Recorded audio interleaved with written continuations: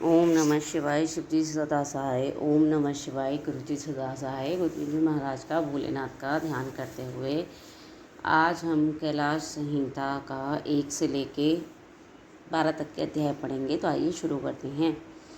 ऋषियों का सूत जी से और वामदेव जी से का स्कंद से प्रश्न। प्रणवार्थ निर्गुण रूपण के लिए अनुरोध। नमः शिवाय संभाय सगणाय ससुनवे प्रधान पुरुषाय सगर्त स्थितित्वे तवे। जो प्रधान प्रकृति और पुरुष के नित्यंता तथा सृष्टि पालक और संगार के कारक हैं, उन पार्वती सहित शिव को उनके पादर्शों और पुत्रों के साथ प्रणाम है। ऋषि बोले, सूची, हमने अनेक आख्यानों से युक्त परम मनोहर उमा संहिता सुनी। अब आप शिव तत्व का ज्ञान बढ़ाने वाली कैलाश संहिता का वर्णन कीजिए। व्यास जी ने कहा, पुत्रों, शिव तत्व का प्रतिपादन करने वाली दिव्य कैलाश संहिता का मैं वर्णन करता हूँ। तुम प्रेम पूर्वक सुनो। तुम्हारे प्रति स्नेह होने के कारण ही मैं तुम्हें यह प्रसंग सुना रहा हूँ। इतना कहकर व्यास जी ने काशी में मुनियों के तथा सूची के संवाद, व्यास मुनि संवाद, शिव पार्वती संवाद, शिव जी के द्वारा पार्वती के प्रति संन्यास पद्धति, संन्यासाचार, संन्यास मंडल, संन्यास पद्धत्याय, वन पूजन, प्रणवार्थ पद्धति आदि प्रसंगों का वर्णन करके पुनः ऋषिगण तथा सूत जी के मिलन एवं संवाद की अवतारणा करते हुए सूत जी के प्रति ऋषियों के प्रश्न का यौं वर्णन किया। ऋषि बोले, महाभाग सूत जी, आप हमारे श्रेष्ठ गुरु हैं, अतः यदि आप हम पर अनुग्रह करें तो हम आपसे एक प्रश्न पूछते हैं। श्रद्धालु शिष्यों पर आप जैसे गुरुजनों सदा स्नेह रखते हैं, इस बात को आपने इस समय हमें प्रत्यक्ष दिखा दिया।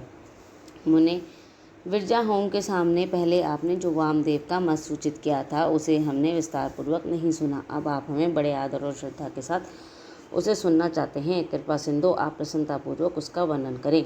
ऋषियों की यह बात सुनकर सूत जी के शरीर में रोमांच आ गया। उन्होंने गुरु को भी परम उत्कर्ष गुरु महादेव जी को, त्रिभुवन जननी महादेवी उमा को तथा गुरु व्यास को भी भक्ति पूर्वक नमस्कार करके मुनियों को आह्लादित करते हुए गंभीर वाणी में इस प्रकार कहा। सूत जी बोले, मुनियों, तुम्हारा कल्याण हो, तुम सब लोग सदा सुखी रहो। महाभाग महात्माओं, तुम भगवान शिव के भक्त और दृढ़तापूर्वक व्रत का पालन करने वाले हो। यह निश्चित रूप से जानकर ही मैं तुम लोगों के समक्ष इस विषय को प्रसन्नतापूर्वक वर्णन करता हूँ। ध्यान देकर सुनो। पूर्व काल में रथंतर कल्प में महामुनि वामदेव माता के गर्भ से बाहर निकलते ही शिव तत्व के ज्ञाताओं में सर्वश्रेष्ठ माने जाने लगे। वे वेदों, आगमों, पुराणों और पुराणों तथा अन्य सब शास्त्रों का भी तात्विक अर्थ को जानने वाले थे। देवता, असुर और मनुष्य आदि जीवों के जन्म कर्मों का उन्हें भली भांति ज्ञान था। उनका संपूर्ण अंग भस्म लगाने से उज्ज्वल दिखाई देता था। उनके मस्तक पर जटाओं का समूह शोभा पाता था। वे किसी के आश्रित नहीं थे। उनके मन में किसी वस्तु की इच्छा भी नहीं थी। वे शीत उष्ण आदि द्वंद्वों से परे तथा अहंकार शून्य थे। वे दिगंबर महाज्ञानी महात्मा दूसरे महेश्वर के समान जान पड़ते थे। उन्हीं के जैसे स्वभाव वाले बड़े बड़े मुनि शिष्य होकर उन्हें घेर लेते थे। मैं अपने चरणों में स्पर्श जनित पुण्य से इस पृथ्वी को पवित्र करते हुए सब ओर से विचरते और अपने चित्त को निरंतर परम धाम स्वरूप पर ब्रह्मा परमात्मा में लगाए रहते थे। इस तरह घूमते हुए वामदेव जी के मेरु के दक्षिण शिखर कुमार संघ में प्रसन्नतापूर्वक प्रवेश किया, जहाँ मयूर वाहन शिव कुमार, ज्ञान में शक्ति धारण करने वाले, समस्त असुरों के नाशक और सर्वदेव वंदित भगवान स्कंद रहते थे। उनके साथ उनकी शक्ति भक्ता गजावल्ली भी थी। वहीं स्कंद सर के नाम से प्रसिद्ध एक सरोवर था, जो समुद्र के समान अगाध एवं विशालकाय दिखाई देता था। उसका जल ठंडा और स्वादिष्ट था। वह सरोवर स्वच्छ, अगाध एवं बहुत जलराशि से पूर्ण था। उसमें संपूर्ण आश्चर्यजनक गुण विद्यमान थे। वह जलाशय स्कंद स्वामी के समीप ही था।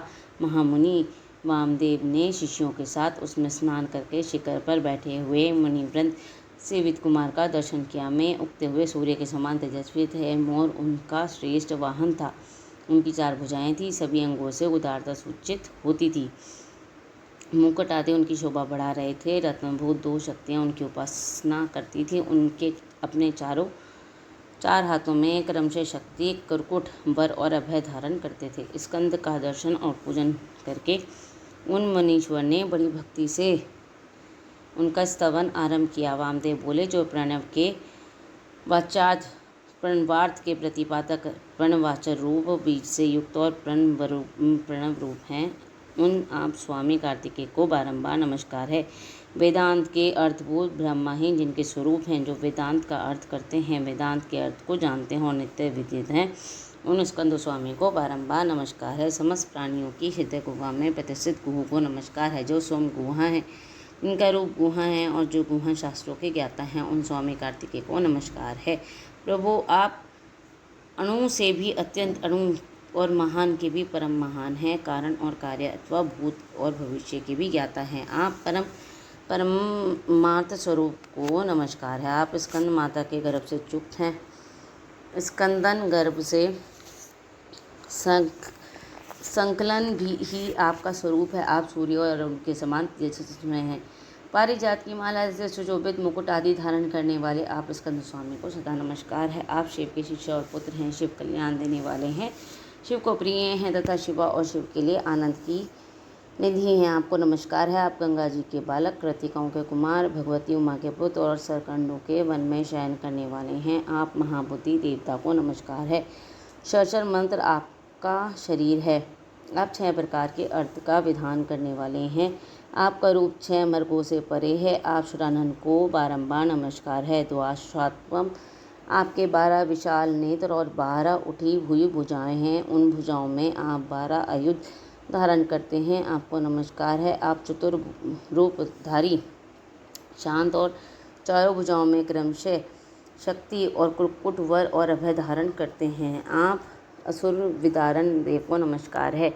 आपका वक्षस्थल गजावल्लभी के कुचों में लगे हुए कुमकुम से अंकित है। अपने छोटे भाई गणेश जी की आनंदमयी महिमा सुनकर आप मन ही मन आनंदित होते हैं। आपको नमस्कार है। ब्रह्मा आदि देवता, मुनि और किन्नर गणों से गाई जाने वाली गाथा विशेष के द्वारा जिनके पवित्र कीर्ति धाम का चिंतन किया जाता है, उन आप स्कंद को नमस्कार है। देवताओं के निर्मल किरीट को विभूषित करने वाली पुण्य मालाओं से आपके मनोहर चरणार बिंदु की पूजा की जाती है। आपको नमस्कार है। जो वामदेव द्वारा वर्णित इस दिव्य स्कंद स्रोत का पाठ या श्रवण करता है, वह परम गति को प्राप्त होता है। यह स्रोत बुद्धि को बढ़ाने वाला, शिव भक्ति की वृद्धि करने वाला, आयु, आरोग्य और धन की प्राप्ति करने वाला और सदा संपूर्ण अभिष्ट को देने वाला है। वामदेव ने इस प्रकार देव सेनापति भगवान स्कंद की स्तुति करके 3 बार उनकी परिक्रमा की और पृथ्वी पर दंड की भांति गिरकर नतमस्तक हो बारंबार साष्टांग प्रणाम और परिक्रमा करने के अनंतर वे विनीत भाव से उनके पास खड़े हो गए। वामदेव जी के द्वारा किए गए इस परमार्थपूर्ण स्रोत को सुनकर महेश्वर पुत्र भगवान स्कंद बड़े प्रसन्न हुए। उस समय में महासेन वामदेव जी से बोले, मुने, मैं तुम्हारी की हुई पूजा स्तुति और भक्ति से तुम पर बहुत प्रसन्न हूँ। तुम्हारा कल्याण हो। आज मैं तुम्हारा कौन सा प्रिय कार्य सिद्ध करूँ। तुम योगियों में प्रधान, सर्वदा परिपूर्ण और निष्प्रद हो। इस जगत में कोई ऐसी वस्तु नहीं है जिसके लिए तुम जैसे वीतरांग महर्षि याचना करें। तथापि धर्म की रक्षा और संपूर्ण जगत पर अनुग्रह करने के लिए तुम जैसे संत साधु भूतल पर विचरण करते रहते हैं। ब्राह्मण, यदि इस समय मुझे कुछ सुनना हो तो कहो, मैं लोक पर अनुग्रह करने के लिए उस विषय का वर्णन करूँगा। स्कंद की बात सुनकर महामुनि वामदेव ने विनयावत हो मेघ के समान गंभीर वाणी में कहा। वामदेव बोले, भगवान, आप परमेश्वर हैं, अलौकिक और लौकिक सब प्रकार की विभूतियों के ज्ञाता हैं, सर्वज्ञ, सर्वकर्ता, संपूर्ण शक्तियों को धारण करने वाले और सबके स्वामी हैं। हम साधारण जीव हैं। आप परमेश्वर के समीप बोलने की शक्ति या बात करने की योग्यता हम में नहीं है, तथापि यह आपका अनुग्रह है कि आप मुझसे बात करते हैं। महाप्राज्ञ, मैं कथार्थ हूँ, कणमात्र विज्ञान से प्रेरित हो आपके समक्ष अपना प्रश्न रख रहा हूँ। मेरे इस अपराध को आप क्षमा करेंगे। प्रणव सबसे उत्तम मंत्र है, वह साक्षात परमेश्वर का वाचक है। पशुओं जीवों के पाक्ष बंधन को छुड़ाने वाले भगवान पशुपति ही उसके वाचार्थ हैं। ओंकार ही यह प्रत्यक्ष दिखने वाला समस्त जगत है। वह सनातन श्रुति का कथन है, अर्थात ओम यह ब्रह्मा है तथा यह सब का सब ब्रह्मा ही हैं इत्यादि बातें भी श्रुतियों द्वारा कही गई हैं। इस प्रकार मैंने समष्टि विशिष्ट भाव से प्रणव का श्रवण किया है। तात्पर्य यह है कि समष्टि और व्यष्टि सभी पदार्थ प्रणव के ही अर्थ हैं। प्रणव के द्वारा सबका प्रतिपादन होता है, ये बात मैंने सुन रखी है। महासेन, मुझे कभी आप जैसे गुरु नहीं मिला है, अतः कृपा करके आप प्रणव के अर्थ का प्रतिपादन कीजिए। उपदेश की विधि से और सदाचार परंपरा को ध्यान में रखकर आप हमें परमार्थ का उपदेश दें। मुनि के इस प्रकार पूछने पर स्कंद ने प्रणव स्वरूप अड़तीस श्रेष्ठ कलाओं द्वारा लिखित सदा पाशव भाव में उमा को साथ रखने वाला और मुनिवरों से घिरे हुए भगवान सदाशिव को प्रणाम करके उस श्रेय का वर्णन आरंभ किया, इसे श्रुतियों में भी छिपा रखा है। इस प्रकार 1 से 11 अध्याय समाप्त।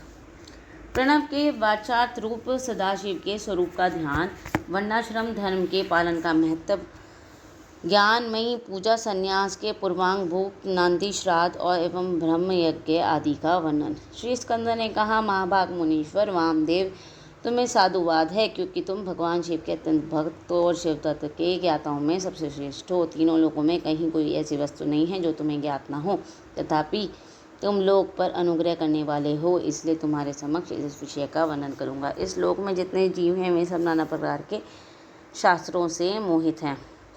परमेश्वर की अति विचित्र माया ने उन्हें परमार्थ से वंचित कर रखा है।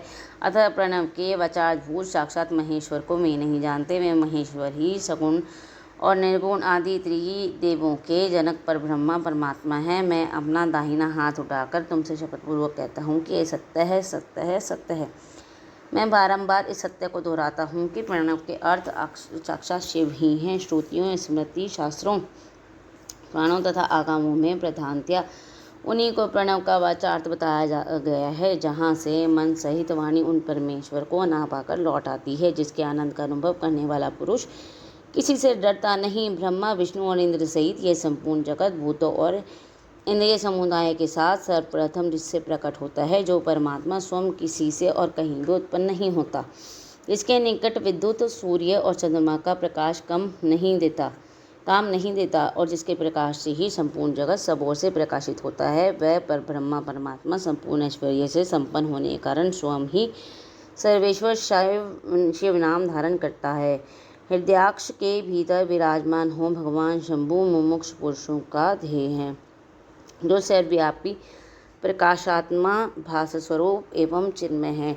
जिन परम पुरुषार्थ की पराशक्ति शिवा भक्ति भाव से सुलभ, मनोहरा, निर्गुण, अपने गुणों से ही निगुण और निष्कल है, उन परमेश्वर के 3 रूप हैं, सूक्ष्म, समक्ष और इन दोनों के परे। मुनि मुमुक्ष योगियों को नित्य क्रमशः उनके इन स्वरूपों का ध्यान करना चाहिए। वे शंभु, निष्कल, संपूर्ण देवताओं के सनातन आदिदेव, ज्ञान, क्रिया, स्वभाव और परमात्मा कहे जाते हैं। उन देवादिदेव की साक्षात मूर्ति सदाशिव है। ईशानादि 5 मंत्र उनके शरीर हैं। वे महादेव जी की पंचकला रूप हैं। उनकी अंकाती दसवटी के समान उज्ज्वल हैं। वे सदा प्रसन्न रहने वाले और शीतल आभा से युक्त हैं। उन प्रभु के 5 मुख, 10 भुजाएं और 15 नेत्र हैं। ईशान मंत्र उनका मुकुटमंडित मस्तक है। तत्पुरुष मंत्र उन परातन प्रभु का मुख है। अघोर मंत्र हृदय है। वामदेव मंत्र गुहा और प्रदेश है तथा सदोजात मंत्र उनके पैर हैं।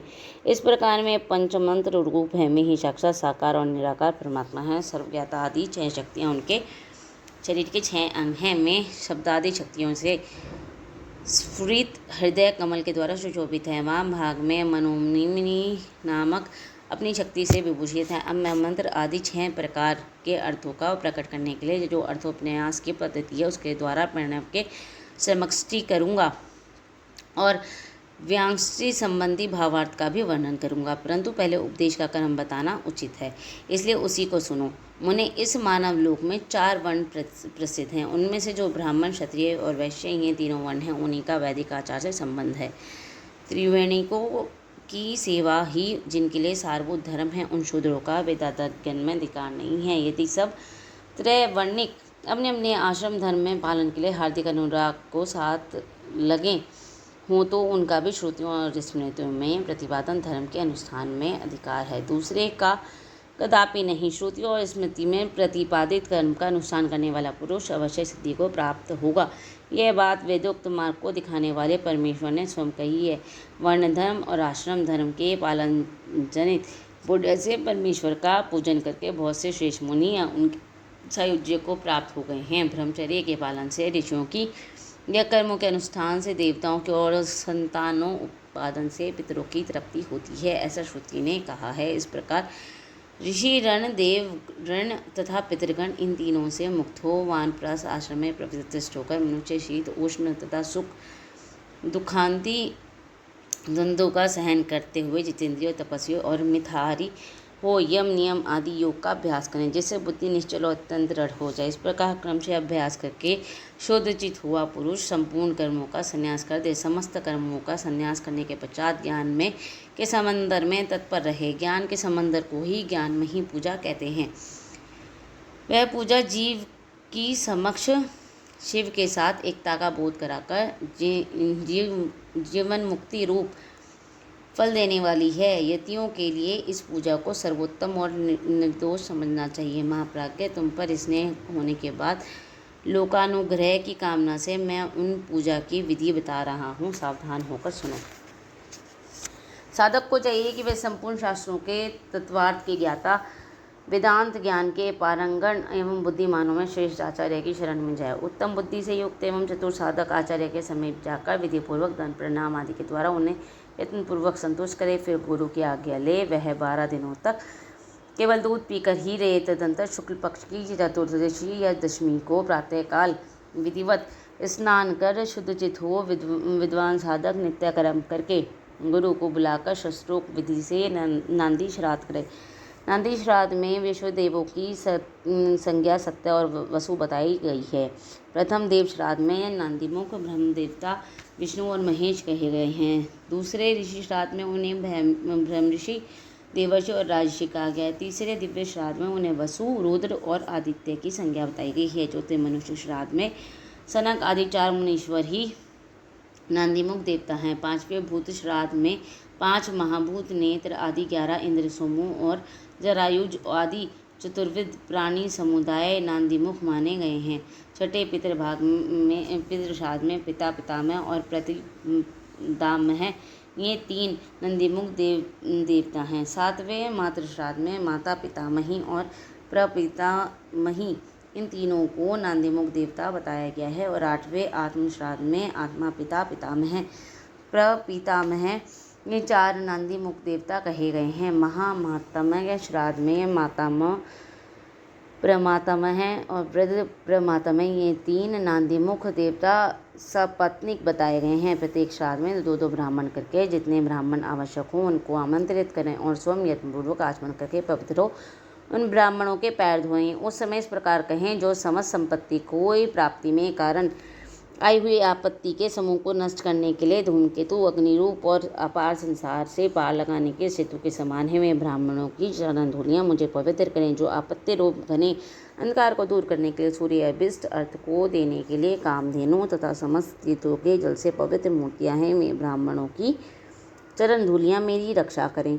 ऐसा कह पृथ्वी पर दंड की भांति पड़कर साष्टांग प्रणाम करें। तत्पश्चात पूर्वाभिमुख बैठकर भगवान शंकर के युगल चरणारविंदों का चिंतन करते हुए दृढ़तापूर्वक आसन ग्रहण करें। हाथ में पवित्री ले शुद्ध हो नूतन यज्ञोपवीत धारण कर 3 बार प्राणायाम करें। तदंतर तिथि आदि का स्मरण करके इस तरह संकल्प करें, मेरे संन्यास का अंगभूत जो पहले विश्वदेव का पूजन और फिर देवादिदेव अष्टविधि श्राद्ध और अंत में माता महाश्राद्ध है, उसे आप लोगों की आज्ञा लेकर मैं पावन की विधि से संपन्न करूंगा। ऐसा संकल्प करके आसन के लिए दक्षिणा दिशा से आरंभ करके उत्तरोत्तर कुशों का त्याग करें। तत्पश्चात आचमन करके खड़ा हो वर्ण कर्म का आरंभ करें। अपने हाथ में पवित्री धारण करके 2 ब्राह्मणों के हाथों का स्पर्श करते हुए इस प्रकार कहें, विश्वदेवार्थ भवन्तो व्रणे भवद्र्यायां नांदी श्राद्धे क्षणम प्रसादनीयम। अर्थात हम विश्वदेव श्राद्ध के लिए आप दोनों का वर्णन करते हैं। आप दोनों नांदी श्राद्ध में अपना समय देने की कृपा करें।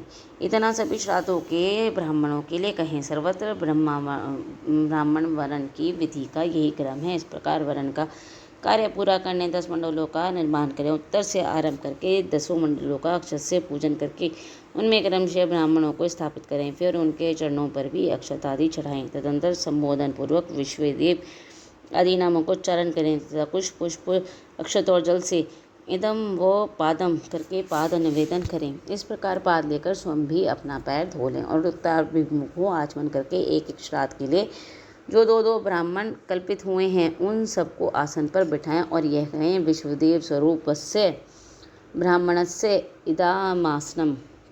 विश्वदेव स्वरूप ब्राह्मण के लिए यह आसन समर्पित है। यह कह कुछ आसन दे, स्वयं भी हाथ में कुछ लेकर आसन पर स्थित हो जाएं। इसके बाद कहें, इस नंदीमुख श्राद्ध में विश्वदेव के लिए आप दोनों क्षण अपना समय प्रदान करें। तदंतर भवंतो प्राप्नुताम, आप दोनों ग्रहण करें, ऐसा कहें। फिर वे दोनों शेष ब्राह्मण इस प्रकार उत्तर दें कि हम दोनों ग्रहण करेंगे। इसके बाद यजमान उन शेष ब्राह्मणों की प्रार्थना करें, मेरी मनोरथ की पूर्ति हो, संकल्प सिद्धि हो, इसके लिए आप अनुग्रह करें।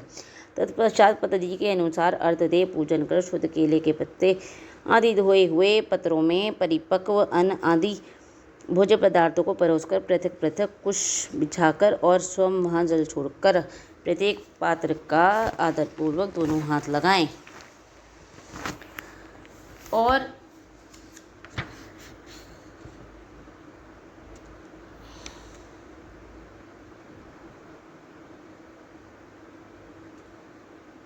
दोनों हाथ लगा पृथ्वी ते पात्रम इत्यादि मंत्र का पाठ करें। वहाँ स्थित हुए देवता आदि का चतुर्ध्यंत उच्चारण करके अक्षसहित जल दें। स्वाहा बोलकर उनके लिए अन्न अर्पित करें और अंत में न मम इस वाक्य का उच्चारण करें। सर्वत्र माता आदि के लिए भी अनर्पण की यही विधि है।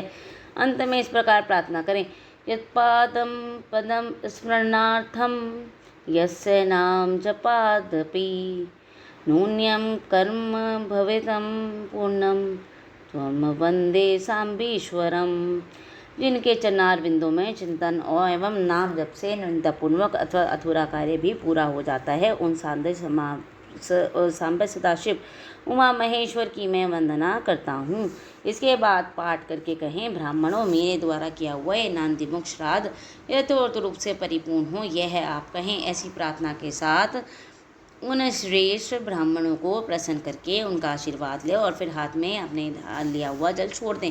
फिर पृथ्वी पर दंड की भांति गिरकर प्रणाम करें। उठकर ब्राह्मणों से कहें, यह अन्न अमृत रूप हो। फिर उदार चेता साधक हाथ जोड़ अत्यंत प्रसन्नतापूर्वक प्रार्थना करें। श्री रुद्र सूक्तम का चमकाध्याय सहित पाठ करें।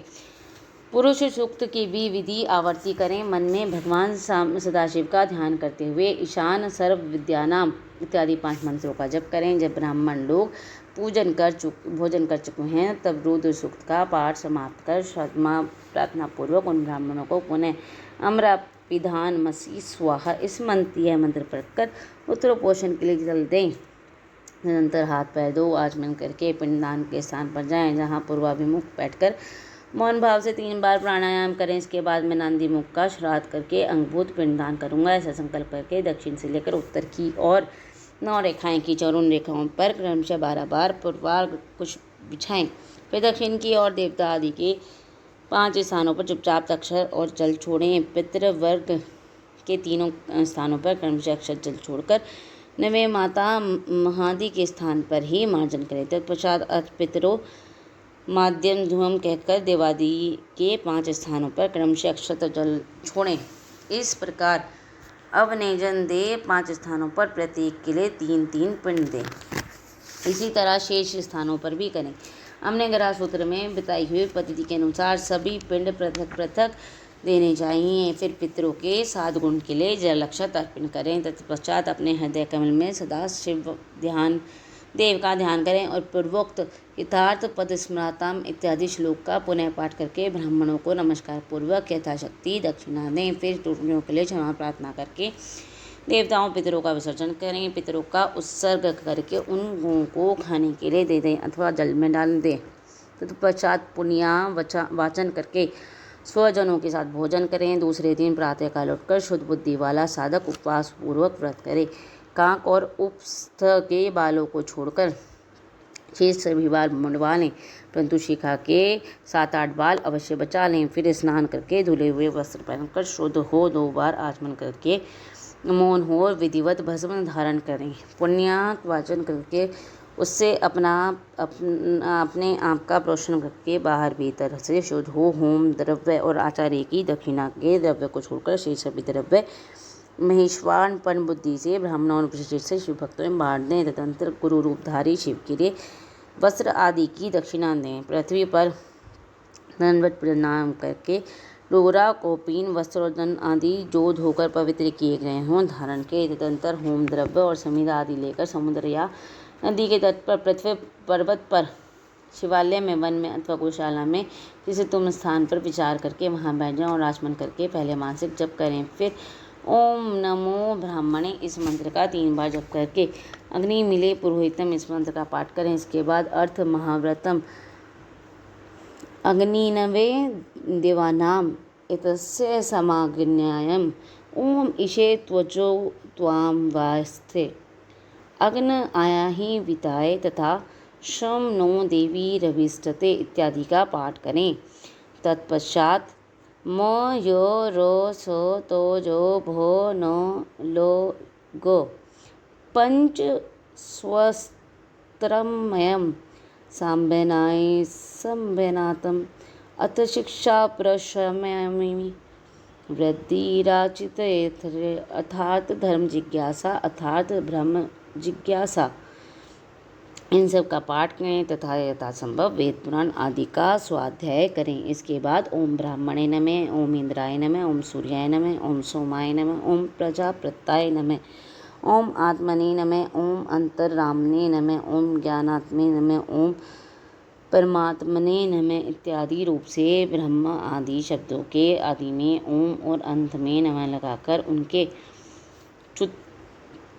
नमः रूप का जप करें। इसके बाद 3 मुट्ठी सत्तू लेकर प्रणव के उच्चारण पूर्वक 3 बार खाएं और प्रणव से ही 2 बार आचमन करके नाभि को स्पर्श करें। उस समय आगे बताए जाने वाले शब्दों के आदि में प्रणव और अंत में नमः स्वाहा कह जोड़कर उनका उच्चारण करें। यथा ओम आत्मने नमः स्वाहा, ओम आत्मात्मने नमः स्वाहा, ओम ज्ञानात्मे नमः स्वाहा, ओम परमात्मने नमः स्वाहा, ओम प्रजापति नमः स्वाहा इत्यादि। तदंतर पृथक पृथक प्रणव से ही दूध दही मिले हुए घी को केवल जल को 3 बार चाटकर पुनः 2 बार आचमन करें। इस प्रकार मन को स्थिर करके सुस्थिर आसन पर पूर्वाभिमुख होकर बैठकर शास्त्रोक्त विधि से 3 बार प्राणायाम करें। इस प्रकार 12वां अध्याय समाप्त। ओम नमः शिवाय, शिव जी सदा सहाय। ओम नमः शिवाय, गुरु जी सदा सहाय। जय गुरु जी महाराज। शुक्राना गुरु जी।